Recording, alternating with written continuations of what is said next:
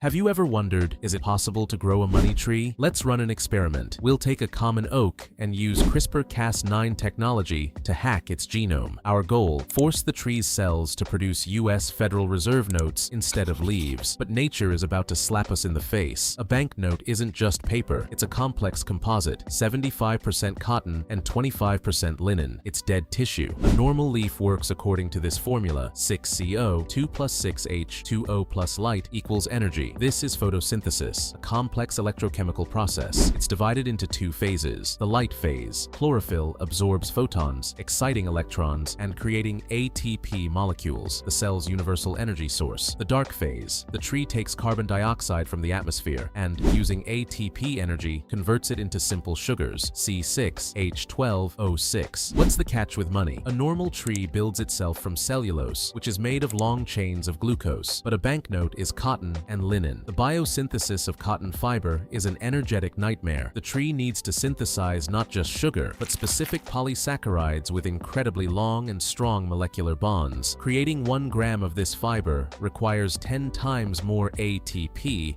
than a regular leaf. In biology, there is a concept called the energy budget. Our tree's budget goes deep into the red at the very stage of forming money buds. It literally burns up from the inside, trying to follow the orders of our mutated DNA because there simply isn't enough sunlight to cover these energy costs. Our bill is just a piece of denim. It doesn't produce energy, it only hangs there and consumes resources. To grow a crown made of dollars, the tree would need 40 times more energy than a normal oak. Without direct glucose injections into the trunk, our golden garden would starve to death within 72 hours. Suppose we pumped the tree with steroids and it survived. Now, Isaac Newton enters the game. An adult oak has about 200,000 leaves. One banknote weighs exactly 1 gram. 200,000 grams equals 200 kilograms of pure cash. Think the branches can hold it? Not so fast. Money is hygroscopic. Cotton absorbs moisture from the air like a sponge. Even a light morning mist triples the weight of a bill. Now, 600 kilograms of wet mass is hanging on the branches. That's the weight of a small car. The flexural strength of wood is only 100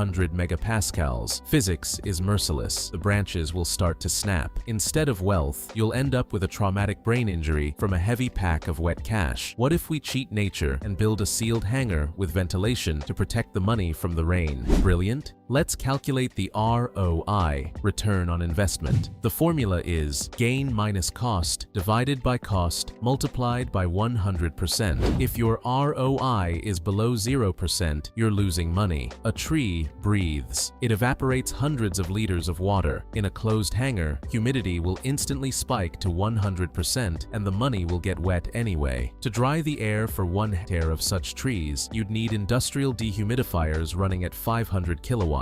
Plus, you'd need artificial sunlighting since the roof blocks the light. Your farm consumes 15,000 kilowatt hours per day. At a price of 15 cents per kilowatt hour, running the hangar costs $2,250 a day. The tree grows slowly, about 5 months. If you add up the costs of construction, light, and ventilation, the cost of growing $100 bill will be $105. Congratulations, you've built a business that generates a net loss. You lose $5 on every bill. That's a success. And we forgot about chemistry. The law of conservation of mass. A tree cannot create matter out of thin air. A banknote isn't just cotton, it's magnetic ink, security fibers, and specific dyes. Their composition includes iron oxide, barium sulfate, chromium oxide, and titanium dioxide. Normal soil doesn't contain these. You'll have to water the tree not with water, but with a cocktail of chemical waste and molten metals. After a year, the soil under your money garden will be more toxic than the Chernobyl exclusion zone. No worms, no grass, only poisonous fumes that will likely make you lose your hair faster than you become a millionaire. But let's say you defeated physics, chemistry, and common sense. You have a forest of money. You drive trucks of cash into the city. What happens? Economy works on the principle of scarcity. Gold is expensive because there is very little of it. As soon as money grows on trees, its value drops to zero. This is hyperinflation. Hello, Zimbabwe. If everyone has $1 billion growing in their backyard, a loaf of bread will cost $2 billion. The calorific value paradox will begin. The specific heat of combustion of cotton is 15 megajoules per kilogram. At some point, it will be cheaper to burn stack stacks of dollars in your fireplace than to buy firewood with them. Money will return to its essence. It's just painted paper. Nature is the best economist. It doesn't create value from nothing. A tree gives oxygen, and that is priceless. And money is just numbers. So, it's time to turn off the fans and tear down the hangar. The experiment has failed.